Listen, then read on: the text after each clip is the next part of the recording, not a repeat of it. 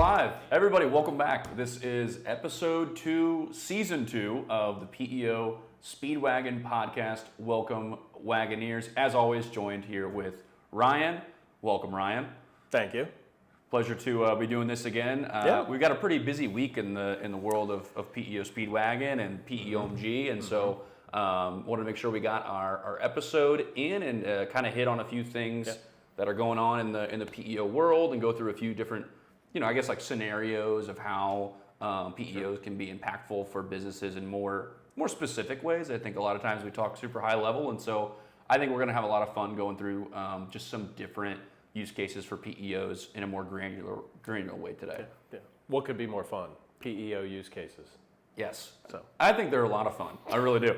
I'm glad somebody does. Well, the thing with PEOs that jumped out to me early on, and like when we started working with you, was like how impactful they are. Yes. I remember we did like a bit of a sales training together, and you mentioned to me one of the things that's a little strange with PEOs is sometimes they solve so many problems for an organization. They're almost wondering like, this is almost too many things. It's almost too good, right? Like too they have to to. Be true. Yeah, it's too good to be true. They wonder kind of what the fault is with it, and so I know that when we go through what PEOs are able to do for organizations, we hear a lot of the same things in our conversations, and it's a lot of high-level solutions from these PEOs.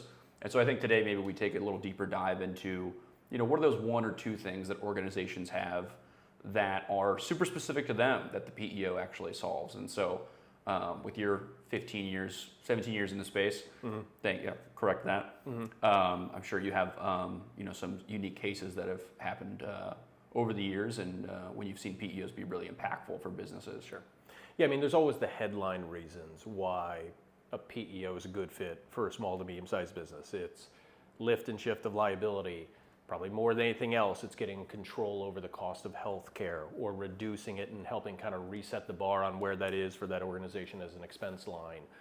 Or it's managing the overall risk profile of the organization, not just from like the things that can be done incorrectly from an HR standpoint and the penalties that can come if you mismanage that, but also the risk of losing good people if your organization is not an employer choice, or the risk of cost of turnover. So I mean there are these headline reasons.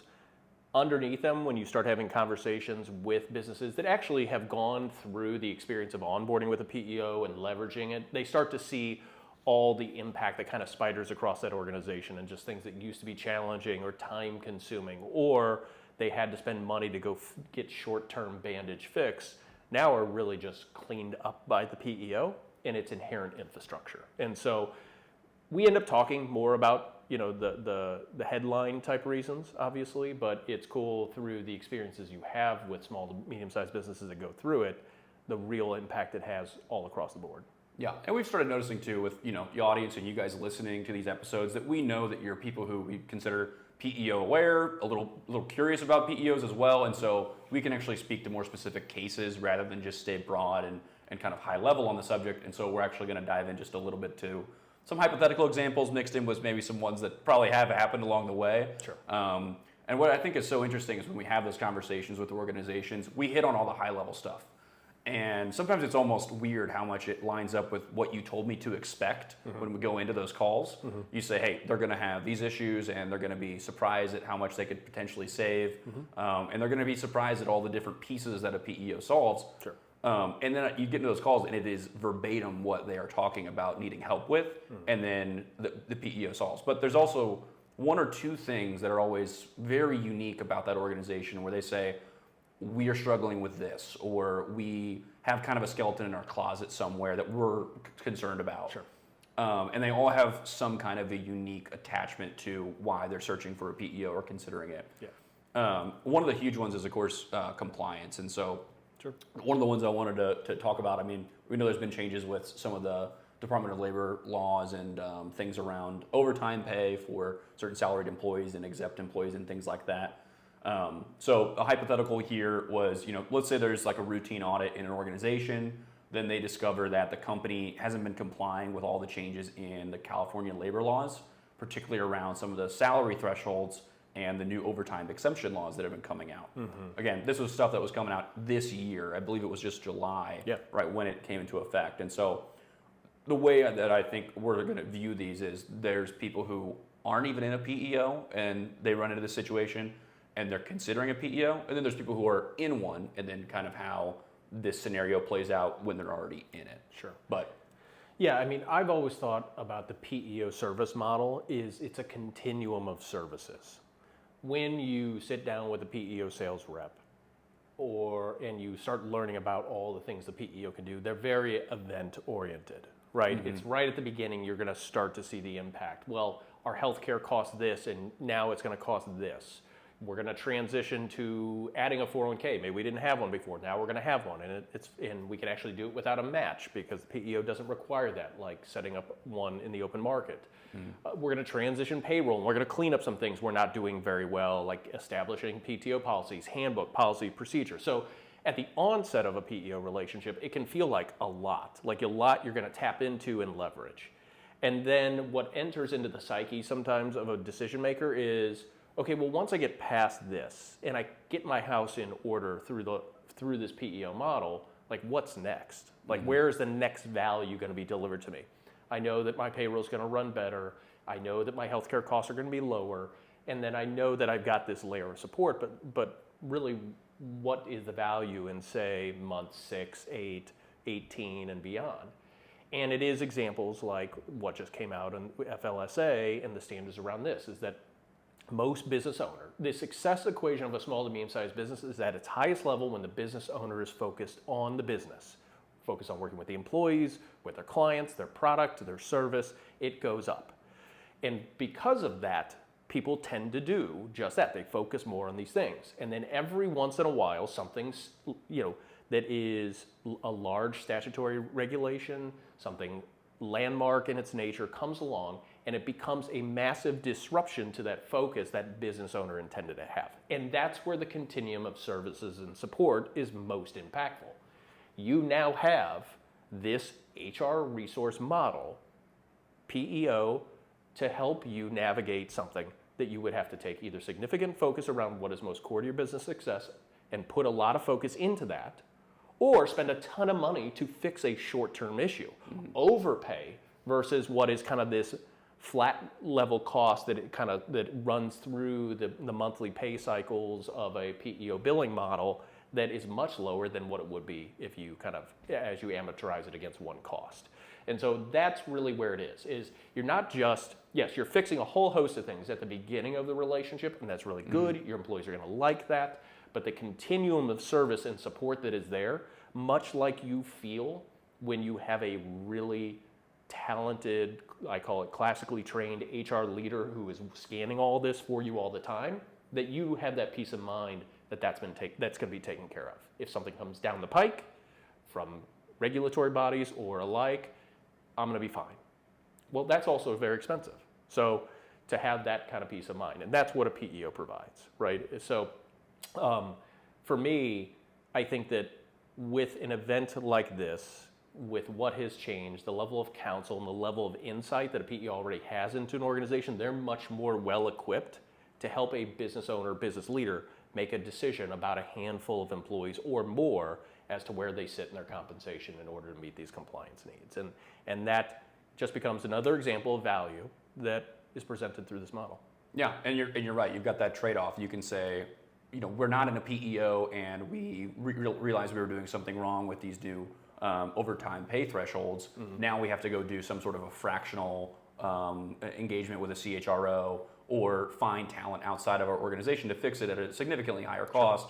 Or we can say, let's recognize that in the future, we will also have issues that come up as well and put ourselves in a position today, but then also in the future to resolve those. And so, well, and that's why aligning to the right PEO model, not just from a philosophical standpoint and a cost standpoint, but also like an ongoing need is so key.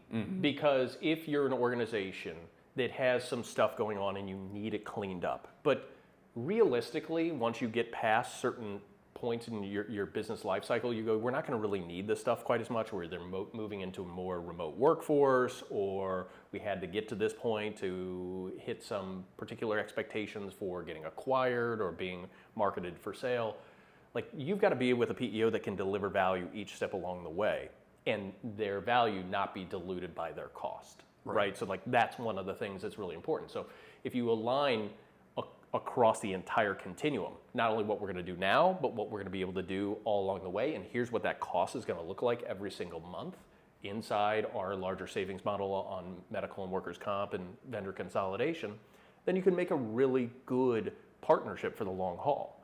Whereas if it's all event-based, or it's your bigger service fee model as a PEO is predicated on fixing these issues and then really just kind of housekeeping going forward, then yeah, you are a great fit then, but then you are very susceptible to being replaced by a service model that is perhaps lower level and therefore their cost is lower, but actually might be more aligned. Yeah. One thing we hear that PEOs obviously help with quite a bit is the ability for an organization to be more transformational in their HR. And so kind of the next scenario that we've seen, and that we're in a lot of like message boards and things like that, and different groups with HR individuals in there. And so this is one that we see time and time again.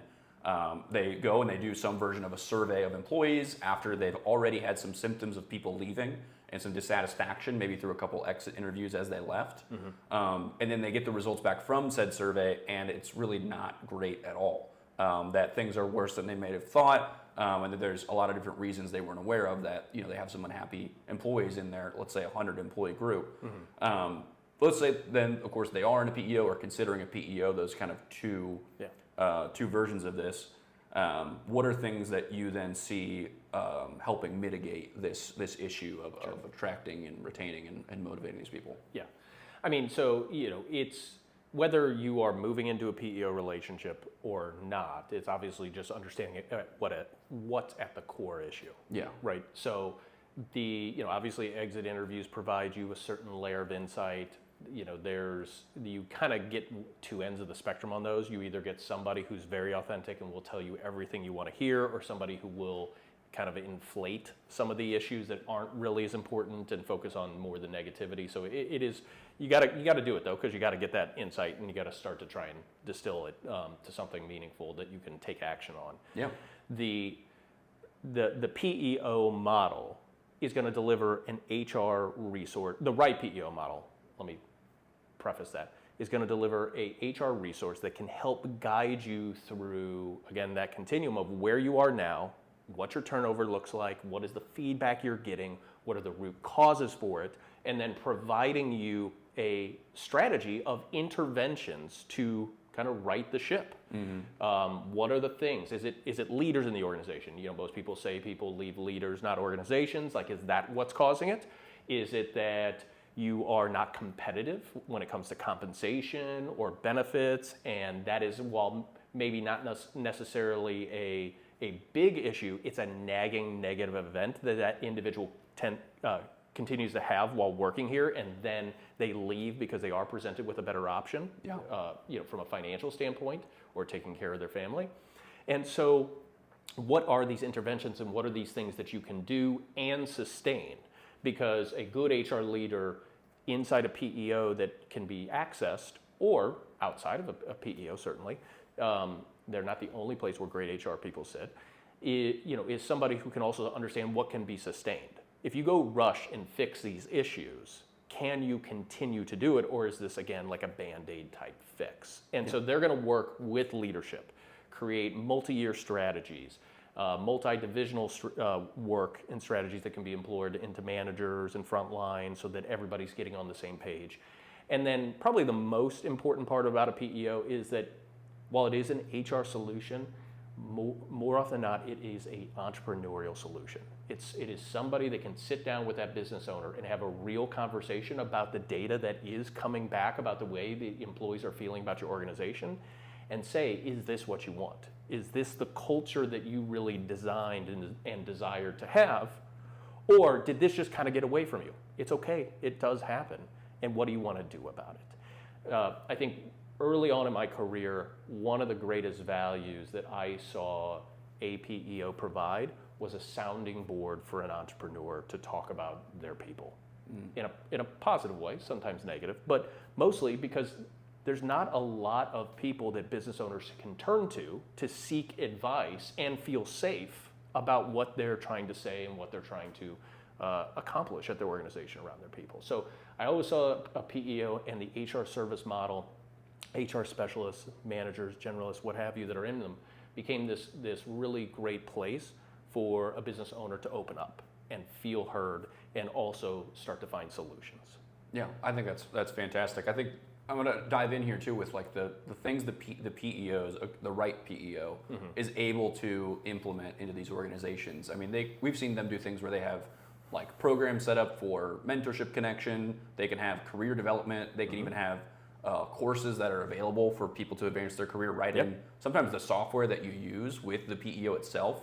And those are all tools that then they are able to give to the HR leadership team to then give to their, distribute as they see fit and kind of activate a la carte if they need them. Yeah. But also importantly, like you're saying, it also opens up the HR leader at the organization to be able to do things like, oh, I'm going to have a recognition event, and we're going to be able to actually have this transformational HR environment so that we can give the people the recognition they deserve instead of being, trying to put out this fire of maybe a bad survey or something. Yeah, absolutely.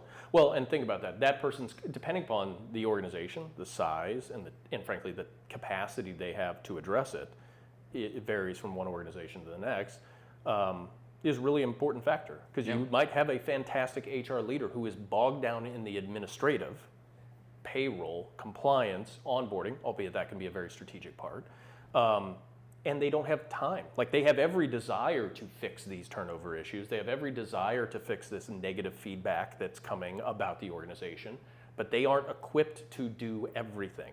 And a PEO gives you arms and legs to manage some of more of the tactical aspects of HR, so that that robust HR leader can actually go address the more transformational aspects that you were referencing earlier. Yeah. And so it's an entrepreneurial solution, but it can also be that solution to unlock a very talented HR person who just can't get to the stuff they really need to, because guess what? You got to get people paid.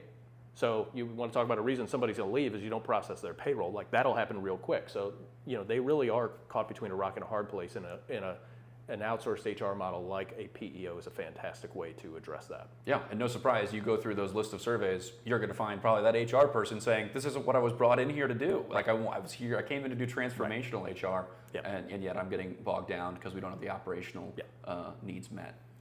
Yeah.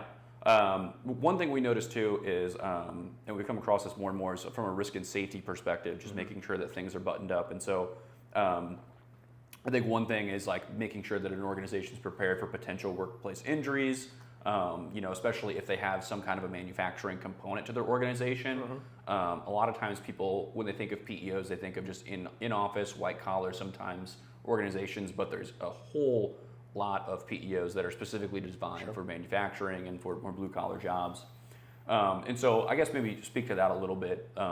Not like there's a specific incident I have coming to mind or anything, or an example for an organization, but companies do have injuries on the job, and then they need to be able to work through that, and then also build things back up to get that board back to 0 days since our last incident, essentially.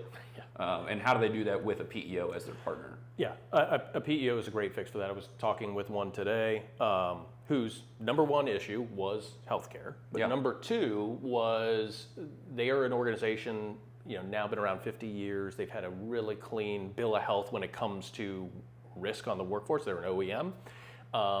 And really don't have any significant claims in their history. Just unfortunately, in the last 12 months, they've had two that would be deemed very out of the ordinary and just not reflective of their safety behaviors. And now their workers' comp, because of the amount they spend, the cost is shot through the roof. So they have a large spend on workers' comp. So looking at a PEO can do a couple things. One, they can look at the greater scope and story of this organization. They can say, hey, we can look back, see your safety practices when we send your safety inspector out. We can understand the circumstances around these two incidents and maybe why they are not consistent with the safety protocols of the organization, and maybe what went wrong.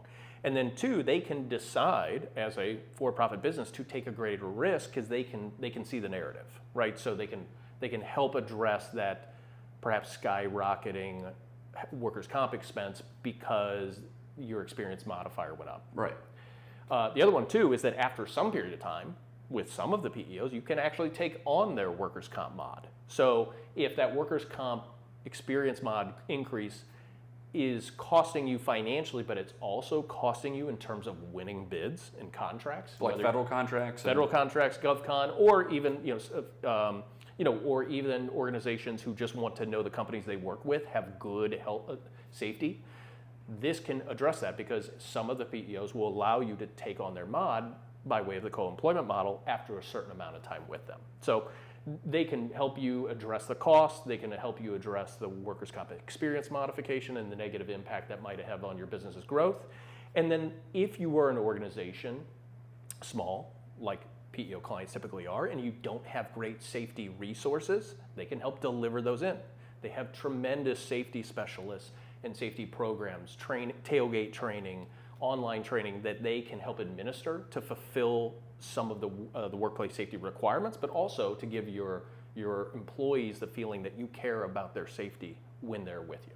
Yeah, I think one interesting one too is we've talked with more and more laboratory settings. That one's been kind of interesting, and there's a presence of that here in St. Louis of organizations that we've met with who have the need for safety in those environments too, which are even more specialized in the types of environments there are. It's not as simple as, let's avoid slip and falls and be careful on our ladders. We have, potentially toxic chemicals and things like that. Yeah. And so it was really interesting to see when we were going through that process with them, the different PEO solutions and how they spoke to being able to be flexible to their specific risk needs and saying, hey, we can actually come in and do these very specific types of trainings. Yep. It's not just we're bringing in a generalist who is certified in risk management in a construction site and going to do that. And so I think that's been really interesting and eye-opening for me to know that while we use the term PEO a lot, it does not define all of the different types of PEOs out there because they're so broad in how they approach helping businesses. Yeah, I think it's important to call out because there are some PEOs, and it's a business decision. They don't delve much into the area of safety, and they call that out, and as such, they're better fits for tech and professional service organizations. But there are some that are bred into safety as a part of their culture and how they think about taking care of employees, and so they can deliver those tremendous resources. You talk about laboratories they can give sound advice because not only is there localized safety service experts, but they also have layers of safety service specialists behind them at the greater organization at the PEO, and so they can help you. Laboratories with HEPA air filters and like what you need to do there, and hey, here's one that fulfills what you actually need to do. That's maybe $150,000 less than the one you were considering buying. So like they can also help you save some money just with their level of expertise and care that they give to those organizations. But overall, I mean, they are a tremendous resource, and organizations that have a manufacturing environment or are in a more risky environment are able to access a greater portion of the HR service model that is provided from a PEO. Yeah. That's great. I've got two more for you here. We're flying through these. The next one makes a lot of sense. It's the HR technology setup that these organizations are able to gain by potentially looking at a PEO. But I think when it comes to the issues we come across, it's been a number of things. I mean, we could have an organization who's behind, or I've even heard behind on payroll or something like that, or they are. You're not talking about us, are we? Not us. Okay. Yeah, no, not us. Thank you. But the or their system's just outdated, or they're in multiple systems all across, or they're not sure in what ways they need to upgrade. Maybe they don't have an IT presence in the organization to help with that. Yeah. And so we hear that quite a bit where we say, here's what a standard sort of PEO does for an organization. And they say, great. And then they say, here are some of the issues we're facing. A lot of the time it is something around a technology deficiency that they have. And so I guess maybe speak to that a little bit. Yeah. In people who aren't in a PEO, why they consider doing that. Sure. I mean, one tremendous value PEO provides is end-to-end integration of it because the PEO manages every aspect of it. Yeah. What happens, and we were sitting with one on Friday, super brilliant business leaders, amazing business, does the best for their employees, and then you kind of talking through it, you're like, okay, this is kind of half put together, and this is not really integrated, and all this manual work, and it's inconsistent with the greater organization. And I think about why that happens. It happens because they think that is the way to do it, right? A business starts and it buys one service and then it buys the next one as they have needs and more employees and everything else, and you're kind of used to band-aiding things together or bandaging together. Yeah. And no one and then what I also think is a disservice is a PEO sales rep gets into that individual's office at some point and talks about HR services but focuses primarily on healthcare savings. And they never really connect the dots of like what an end-to-end environment could actually do for your business and making everything incredibly streamlined and highly effective. And maybe that window has been missed to explain it to that individual a couple of times. And so now, 2024, they're still sitting on a bunch of disparate programs with halfway effective APIs or integrations. And so that is a tremendous value. The sacrifice is, to a business owner when they think about that, is you will be cutting off some relationships. Like that is really important to call out and is really important to business owners who have grown their businesses probably at some high extent through referrals and relationships. So the idea of like pulling it all away from other people, healthcare brokers, maybe workers' comp, PNC individuals, maybe a TPA for your local, health insurance provider, something like that. Like bringing it all in maybe feels a little bit uncomfortable because you're severing some relationships, but the reality is now it just works so much better. Mm-hmm. And it's working so much better for the people who probably should matter the most, which is your employees. Yeah. And so I get it. It's a real thing to go, hey, I got to go tell Bob or Joanne I'm moving with blank PEO and I know it's going to be a lot better and I'm uncomfortable with that. But but then you stop having some of these things where you're sitting in these room with these two incredible leaders and they're going like, yeah, like this still really doesn't work well. Like, so you're telling me this will fix this? And be like, yes, it will fix this. And it would have fixed it 10 years ago too. It's just, hey, now we're going to get to fix it for you. And and this PEO that we're sitting next to here, like they're going to take care of all of it. Yeah, and like you had mentioned, an organization that's then trying to match its culture to that first impression they have with the systems they're going to be using. Yep. And so you have a much better first impression for an onboarding employee when they say, and this is the system we use, it's all here. Yeah. That's just a much better experience for them. And then you're going to have higher utilization of everything you're actually offering. Yeah. You're paying to offer those services to them. You want to make sure they're actually able to use them and find them, right. And have them in an HR technology system that they can easily navigate. It's a very confusing moment for employees. And this organization we're talking about has probably the finest office I've ever seen, and like it is, everything they do is very intentional. And again, they're at this point of this story of kind of building the organization up, and there's still some of these things. And they talked about it, the onboarding process is really actually not great. Not about coming into the organization and the conversations they have with their leaders, all really great, but like just some of the technology that supports it. And so if you're an employee who's super excited about this business, couldn't be more thrilled to be working in this office with these people, these really high caliber leaders, and then all of a sudden kind of some of the first stuff that you touch doesn't work that well, you're like, that's kind of weird. Like that doesn't seem in line with everything else I'm seeing around. Like, I wonder why that is. Maybe it doesn't bother me. Maybe it creates no attrition of the workforce whatsoever, but I know to business owners and business leaders who think like these people do, like that, they're not okay with it. Right. And they want to fix it right away. No, yeah, that makes a lot of sense. And then really the last one here is a common one that we see, but we explain what PEOs can do for organizations, and then they say they're specifically the reason that they're looking for a PEO, and that is something with medical. Whether they've been hit with a massive renewal or they're on some kind of a strange renewal cycle that they don't necessarily even like, but we've noticed time and time again that the medical is a big reason for people to look at their first PEO or consider navigating to a different one. Sure. So maybe speak to that a little bit. Yeah, I mean, it's one of those headline solutions within the PEO model is fixing the medical equation. And it should be there because it's the second largest expense as it relates to being an employer. Like every PEO sales rep across the country touts that line, and it's true. It's just overused. And there's not a clear way that for them to fix it outside of a PEO. products have brought up. You have ICRA plans, you have Chamber of Commerce plans, you have level funded plans that can create issues for companies in the second or third year. Self-funded really doesn't work for a lot of these small businesses, in the 10 to 200 space. So you're still operating on a fully insured product that you, as an employer of 25, 55, or 105, have no real influence over. Yeah. And that's a problem. So naturally, a PEO does become a really great fit because of everything we know about co-employment and the way that pulls you into the greater buying power and the way they manage the risk and the medical costs more effectively, and they have more weight with their carriers to mitigate costs. So it still is the best solution out there to address it. And that could be whether you have gotten a big increase or you're just tired of being 10%ed to death. Like every year, yes, I don't have a substantial healthcare increase, but it's now been 9 years running of 10%. So it's starting to become a lot.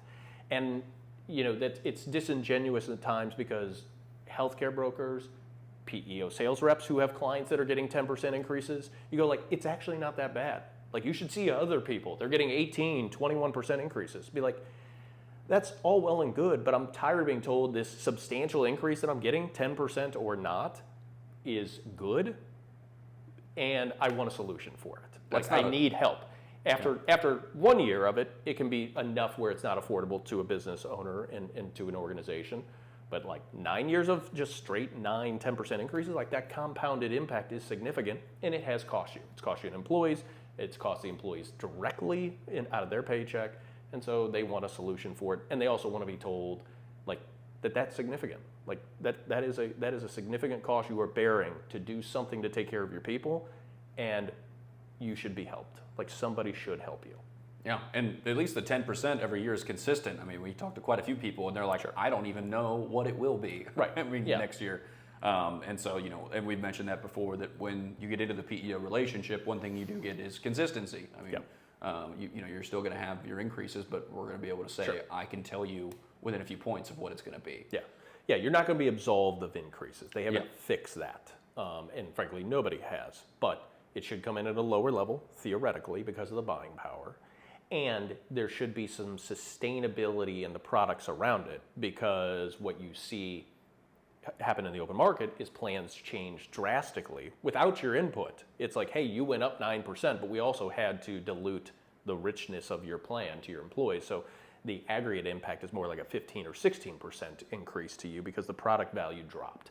So that's something they need help with, right? Yeah. It's one thing if your costs are going up, but it's also your costs are going up and the value of the product that you're offering your employees is going down. And what we hear over and over, I mean, it's getting more and more expensive to have healthcare for your employees. And when we meet with these business owners, we hear them say, I want to have great health insurance. I want to have great benefits for my employees. Mm-hmm. It's getting harder and more expensive to do that. And I want them to be able to actually use those benefits as well. And so I think that's kind of how it all comes together with the technology and the experience and having the transformational HR. It allows them to have these increases that are going to happen, right? But then they can stare them in the face and say, it's okay because we're going to be on a better platform with better healthcare, and you're actually going to be able to utilize these systems and tools that we have, rather than us trying to piece it all together and hope that we're not going to get hit with a massive renewal the following year. Yeah. No, it's a headline solution within the PEO product set because it is the second largest expense. It is substantial, and nobody has it under control. And the PEOs do to the extent that you can, and they can right that ship and give you tools and resources to attract or retain the best talent. So they give you tools to be your own boss. Just like, yes, they give you the tools to be your own boss. Yes, sounds like I know what you were watching this weekend. Yeah, exactly. So, well, that's great. I want to do a bit of a rapid fire, so that was kind of fun. And I like diving into these more specific scenarios. Not exactly things that we specifically hear all the time, but things that we've definitely found out there when we look at what HR people are facing right now that are directly addressed and solved by PEOs, and it's a conversation we have time and time again. And so I think we want to continue to do this more, certainly. Get into a little bit of kind of the HR stories and share more specific things like that. Yeah, we've got a new segment this year. It's called HRT. So if you are inclined to share a completely anonymous story about some kind of funny thing that happened from an HR perspective, if you want, we can share it with the Wagoneers, and also kind of hear how you guys solved on it. Would love for that. So Yep. I guess this is the first time we're asking anything from our listeners. That's all right. We'll make sure we have an email and a way for you guys to contact us with your HRT. That's HRTEA, not another acronym for the PEO industry. Spill the tea. Yes. Yes. Spill the tea. PEO HRT. Like the kids say. Like the kids say. Yeah. Everybody, thanks for tuning in to episode 2, season 2. We will see you on the next one, Wagoneers. See ya.